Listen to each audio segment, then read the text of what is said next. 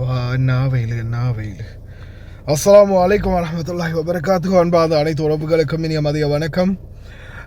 மிக முக்கியமான தகவல், அதாவது டச் ஃப்ளைட் போட்டு யாரெல்லாம் போகிறீங்க, போகிறது பிரச்சனை இல்லை மக்களே.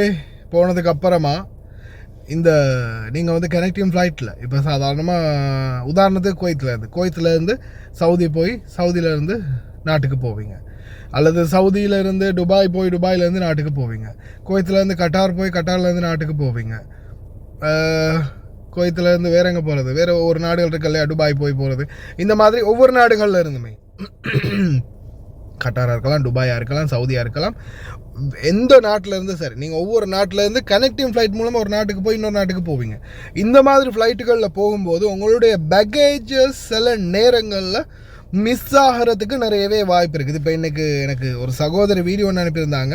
அந்த சகோதரர் அவருடைய அந்த இது சம்மந்தமாக எனக்கு ஒரு பதிவுன்னு போட்டிருந்தாங்க. செக் பண்ணி பார்க்கும்போது உண்மையிலே அவர் வந்து ரொம்பவும் கவலைக்கிடமாக அவருடைய பேச்சு உண்மையிலே ரொம்பவும் வரவேற்கத்தக்கது. ஏன்னா நாட்டுக்கு போகும்போது நிறைய பொருட்கள் எடுத்துகிட்டு போகிறோம், குடும்பத்துக்காக பிள்ளைகளுக்காக ஏதாவது நிறைய பொருட்கள் நாம் கொண்டுட்டு போவோம், மருந்து பொருட்கள் கொண்டுட்டு போவோம், உணவுப் பொருட்கள் கொண்டுட்டு போவோம், முக்கியமான பொருட்கள் கொண்டுட்டு போவோம், நம்மளோட ட்ரெஸ் கொண்டுட்டு போவோம், இப்படி நிறைய பொருட்கள் கொண்டு போவோம். கடைசியில் நாட்டுக்கு போன பிறகு பேக்கேஜ் உங்களுடைய இது இன்னும் வரலை, அடுத்த ஃப்ளைட்டில் நாங்கள் வரவழைச்சி கொடுக்குறோம், இப்போதைக்கு இந்த பேப்பரை வச்சுக்கோங்க அப்படின்னு அவங்க அதை மிஸ்ஸிங் பண்ணதுக்கான பேப்பரை மட்டும் கையில் கொடுத்தா அவர் அந்த கேட்குற கேள்விகள் உண்மையிலேயே தரமான கேள்வி.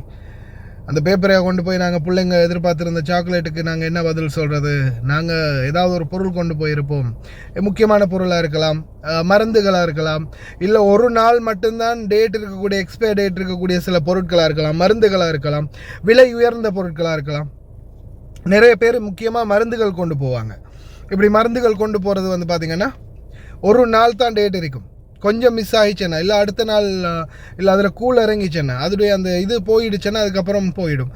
அந்த மாதிரி நிறைய விடயங்கள் இருக்குது. அப்போ அதெல்லாம் வந்து மிகப்பெரிய ஒரு பாதிப்பு. அதனால் இந்த கனெக்டிங் ஃப்ளைட் போடுறவங்க கொஞ்சம் கவனம். அதே மாதிரி முக்கியமான அத்தியாவசிய பொருட்களை ஹேண்ட் லக்கேஜில் எடுத்துக்கோங்க. ஹேண்ட் லக்கேஜில் வைக்கக்கூடிய பொருட்கள் இருந்துச்சுன்னா நிச்சயமாக ஹேண்ட் லக்கேஜில் எடுத்துக்கோங்க. ஏன்னா சொல்ல முடியாது இல்லையா என்ன மாதிரியான சூழல், எத்தனை நாள் ஆகும். சில நேரங்கள் இவங்க இந்த பேக்கேஜ் எல்லாம் கொண்டு போய் எங்கே போடுறாங்க, எந்த ஸ்டோரில் எந்த குடோனில் வைப்பாங்க, அது ஒரு வேளை சூடான இடமா இருந்துச்சுன்னா உள்ளே இருக்கக்கூடிய பொருட்களுக்கு என்ன ஆகும், உணவுகள் அந்த சாக்லேட் அது இதுகள் கரைஞ்சி போகலாம், லீக்கேஜ் ஆகலாம், அதால் உள்ளே இருக்கக்கூடிய ட்ரெஸ்ஸுகள் பாலாக போகலாம்.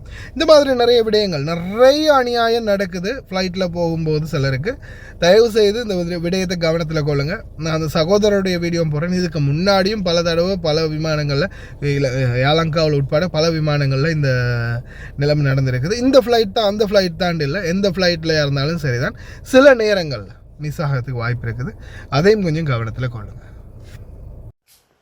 அனைவருக்கும் வணக்கம். நான் நல்லபடியாக ஊருக்கு வந்து சேர்ந்தேன். ஆனால் நான் போட்ட லக்கேஜ் தான் ஊருக்கு வந்து சேரல. என்ன சொல்கிறது, நம்ம கஷ்டப்பட்டு உழைச்சி நம்ம ஆசையாக பிள்ளைகளுக்கு தேவையான சாப்பாடு சாமான்லாம் வாங்கி போட்டால் இங்கே வந்து சாமான் வந்து சேரலை. உலகத்தில் நடக்காதெல்லாம் நம்ம நாட்டில் தான் நடக்குது. நம்ம டிக்கெட் புக் பண்ணும்போது நமக்கு சொல்கிறாங்க கையில் 7 கிலோ கொண்டு போயிடுமா, 10 கிலோ கொண்டு போயிடுமான்னு, அது எல்லாமே பெட்டி எத்தனை கிலோ போடணும்னு சொல்கிறாங்க. அப்படிலாம் போட்டது சவுதியிலேருந்து துபாய்க்கு வந்துச்சு. துபாயிலேருந்து நம்ம நாட்டுக்கு வரல. இங்கே வந்து கேட்ட பிறகு சொல்லிட்டாங்க துபாயிலேருந்து வரல, அடுத்த ஃப்ளைட்டுக்கு வரும்னு சொல்லி. அடுத்த ஃப்ளைட்டில் வரும்னு கிட்ட எப்போ வரும்னு கிட்ட நான் சண்டை கட்டினதுக்கு பிறகு என்னை கூட்டிகிட்டு போயிட்டு என்கிட்ட கொடுத்த லெட்டர் இதை கொடுத்துட்டு சொன்னாங்க, நீங்கள் இப்போ 2 நாள் பார்த்துட்டு எங்களுக்கு ஃபோன் பண்ணுங்கன்னு. அவங்க எங்கிட்ட கேட்குறாங்க அதில் என்ன சாமான் இருக்கும். நம்ம என்ன சாமான் இருக்கும், நம்ம ஊரில் போயிட்டு இங்கேருந்து போய்ட்டு கஷ்டப்பட்டு உழைக்கிறோம், பிள்ளைகளுக்கு தேவையான சாப்பாடு சாமான்கள் தானே வாங்கியிருப்போம். வேறு என்ன அங்கே 2 லோண்டு மணலும் கல் ஒரு மெட்டல் புளோக்கல் இதுகளை கட்டிகிட்டு வர போகிறோம் வீடு கட்டுறதுக்கு. அதில் என்ன இருக்குது, நான் கோவத்தில் நான் சொன்னேன் அதில் என்ன இருக்கும், சாப்பாடு சாமான் பிள்ளைகளுக்கு தேவையான சாமான் தான் இருக்கும்னு சொல்லி. அதுக்கு பிறகு அவங்க நீங்கள் 2 நாள் பார்த்துட்டு ஃபோன் பண்ணுங்கன்னு சொல்லிவிட்டு எனக்கு இந்த லெட்டரை கொடுத்தாங்க. நிறைய பேத்துக்கு இந்த மாதிரி வரல.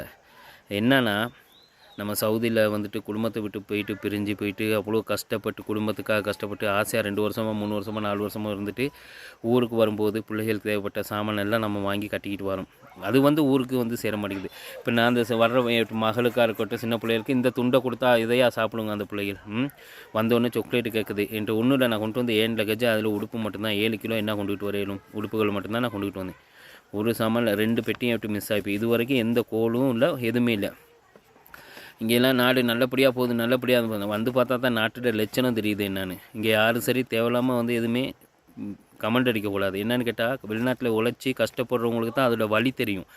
இன்றைக்கி டவுனுக்கு ஒரு நம்ம வீட்டில் இருக்குது தாயாக இருக்கட்டும் தகப்பனாக இருக்கட்டும் யாராவது ஒரு நம்ம சகோதரனை யாரோ கடைக்கு போயிட்டு வந்தால் சின்ன பிள்ளைகள் கேட்கும் என்ன வாங்கிட்டு வந்தீங்கன்னு. அப்போ வெளிநாட்டிலேருந்து வர்ற நம்மளை எத்தனை பெரிய ஆளாக இருக்கட்டும் சின்ன ஆளாக இருக்கட்டும் சொந்தக்காரங்களாக இருக்கட்டும் நண்பர்களாக இருக்கட்டும் கேட்பாங்க என்ன வாங்கிட்டு வந்தேன் என்ன வாங்கிட்டு வந்தேன். அவ்வளோ பேத்துக்கு இந்த லெட்டரை தான் நான் வாங்கிட்டு வந்தேன்னு இப்போ நான் சொல்ல வேண்டியதாக இருக்குது. ஏன்னு கேட்டால் அந்த சாமான் வந்து சேரலை. இது வரைக்கும் எனக்கு வந்து கோல் இல்லை. இங்கேருந்து நம்ம எங்களோட ஊர்லேருந்து நம்ம 20-30,000 ரூபா காசு கட்டி செலவு பண்ணி டேக்ஸி நம்ம வாகனம் ஏர் பண்ணி அங்கே வந்தால் இப்போ இன்னொருத்தர இதை எடுக்க போகிறதுக்கு நம்ம போகணுமா? அப்போ நான் அதெல்லாம் கெட்டக்கில்ல உங்களுக்கு சாமான் வரும் அப்படின்னு சொன்னாங்க. இது வரைக்கும் எந்த தகவலும் இல்லை. எத்தனை நாள் ஆகுமோ என்னமோ தெரியாது. நம்ம வெளிநாட்டில் வேலை செய்கிறவங்களுக்கு எங்கிட்டுமே நிம்மதி இல்லை. அங்கே வேலை செய்கிற இடத்துலையும் நிம்மதி இல்லை. வேலை செஞ்சுட்டு ஊருக்கு போய் நிம்மதியாக இருப்போம். ஊர் பக்கம் வந்தால் இந்த நாட்டிலையும் நமக்கு நிம்மதி இல்லை. நம்மளாம் என்ன பாவம் செஞ்சோன்னு எனக்கு நான் தெரியலை. முடிஞ்சளவு இந்த வீடியோவை ஷேர் பண்ணுங்கள். ஜனாதிபதிக்காக இருக்கட்டும் ஜனாதிபதிக்கு முன்னுக்கு பெண்ணுக்கு நிற்கிறவங்க எல்லாத்துக்கும் போய் சேரட்டும். சேர்ந்துட்டு நமக்கு ஏதாவது ஒரு முடிவு கிடைக்கணும். அங்கே வெளிநாட்டில் எவ்வளோ பேர் கஷ்டப்படுறாங்க. அவங்களுக்கு வந்து கஷ்டப்படுறவங்களுக்கு வந்துட்டு இது சரி ஒரு பிரச்சனைனா அந்த அரசாங்கம் வந்து பேசுகிறது இல்லை. அவங்கள்ட்ட உங்கள் உயிர் போனாலும் அது அவங்களுக்கு தேவைப்படாது. ஆனால் நாட்டில் இங்கே வந்து கஷ்டம் பஞ்சம் வரும்போது வெளிநாட்டில் வேலை செய்கிறவங்க டாலர் போடணும், காசுகளை அக்கௌண்ட்டுக்கு போடணும், பேங்க்கு போட்டால் சரி. அது மட்டும் எல்லாம் பேசுவாங்க.